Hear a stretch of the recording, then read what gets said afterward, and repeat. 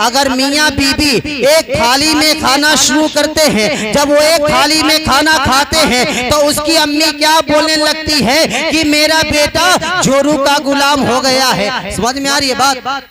यानी वो बीबी का गुलाम, ये हकीकत बात।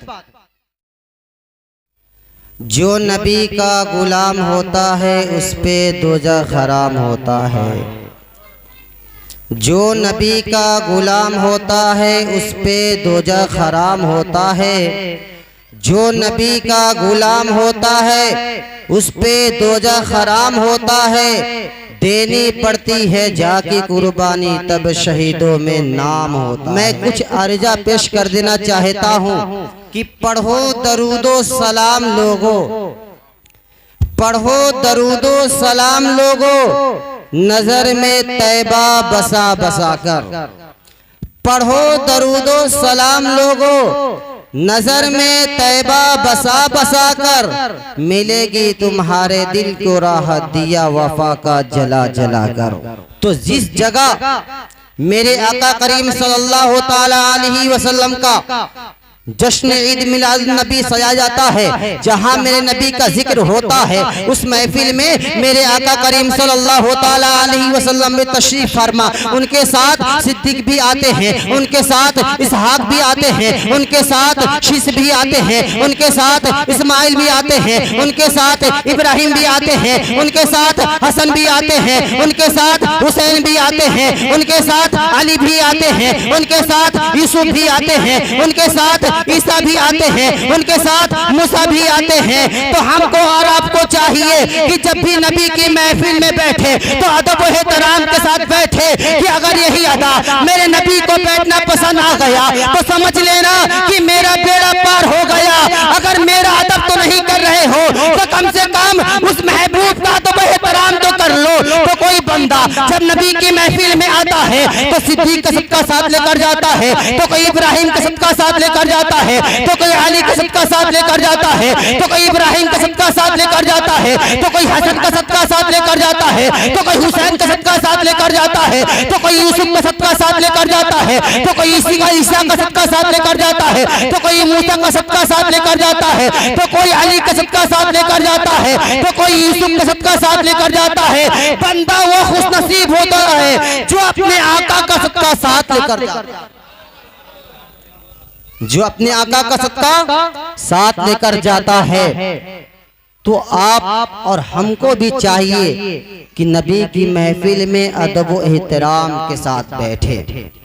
जो अभी इकबाल साहब ने बयान कर रहे थे माशाअल्लाह कि एक आज हमारे माशरे में ऐसा माहौल हो चुका है कि अगर मेरी बेटी तकलीफ में है तो बहुत तकलीफ होती है। बात हकीकत है ना। अगर मेरी बेटी को कोई तकलीफ पहुंचाता है उसके ससुराल वाले या उसके शौहर या उसके देवर या उसके ससुर या उसकी सास, तो बहुत तकलीफ होता है। मगर कभी ये दिल में ख्याल किए हैं कि उस जब अपने बेटे की शादी करते हैं, जब उसकी बीवी घर पे आती है तो उसे सताने में कैसा लगता है? कभी सोचे? अरे अपनी बेटी की तरह उसकी भी बेटी को समझो। तो आज के माहौल में अगर मियाँ बीबी एक थाली में खाना शुरू करते हैं, जब वो एक थाली में खाना खाते हैं तो उसकी अम्मी क्या बोलने लगती है कि मेरा बेटा जोरू का गुलाम हो गया है। समझ में आ रही है बात? यानी वो बीबी का गुलाम, ये हकीकत बात कि अड़ोस पड़ोस वाले भी तैयार हो जाते हैं।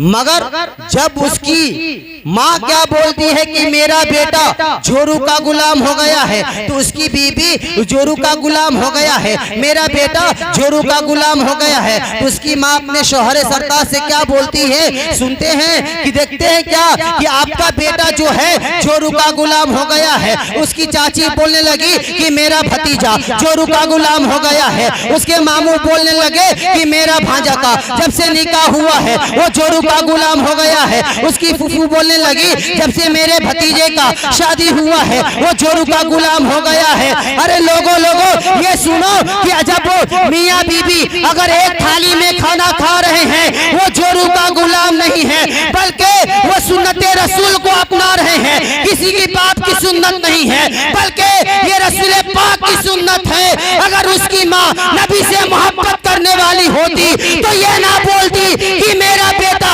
चोरों का गुलाम है। उसका बाप अगर नबी से मोहब्बत करने वाला होता, नबी की सुन्नत के मुताबिक जिंदगी गुजारने वाला होता, तो बल्कि ये ना बोलता कि मेरा बेटा चोरों का गुलाम हो गया है, बल्कि उसका बाप ये बोलता कि मैं नबी के सुन्नत के मुताबिक जिंदगी गुजार, बल्कि मेरा बेटा नबी के सुन्नत के मुताबिक जिंदगी गुजार रहा है। तो लोगों, ये आपसे ये गुजारिश कर रहा है नाज़िज़ बंदा, अपनी टूटी फूटी जुबान से जो भी बयान कर रहा है, ये भी मेरी हैसियत नहीं है, मैं उस काबिल नहीं हूँ, मैं उस लायक नहीं हूँ कि इकबाल जैसे साहब की तरह मैं उनके तरह खिताब नहीं कर सकता हूँ। मगर टूटी फूटी जबान में जो आया मैं आपको पेश करना चाहता हूँ। मगर आज के दौर में सलाम भी करने से लोग कतराते हैं, आपस में भाई भाई से बनती नहीं है, आपस में मोहब्बत भी नहीं है। आखिर वजह क्या है? क्या बोलते हैं जो इकबाल साहब ने बयान किया था कि जब बेटी घर में आती है तो रहमत बनकर आती है। जो बयान कर रहे थे कि जब बेटी जब पैदा होती है तो घर में रहमत बन जाती है, जब अपने शौहर के घर जाती है तो वो नेमत बन जाती है और अपने बच्चों के लिए वो जन्नत बन जाती है।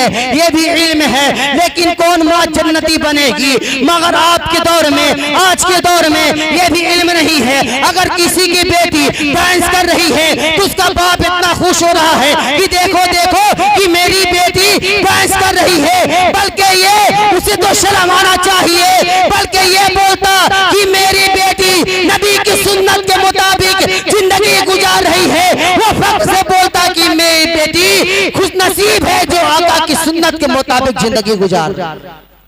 मगर आज के दौर में अगर बेटी डांस करे तो बहुत लोग खुश होते हैं।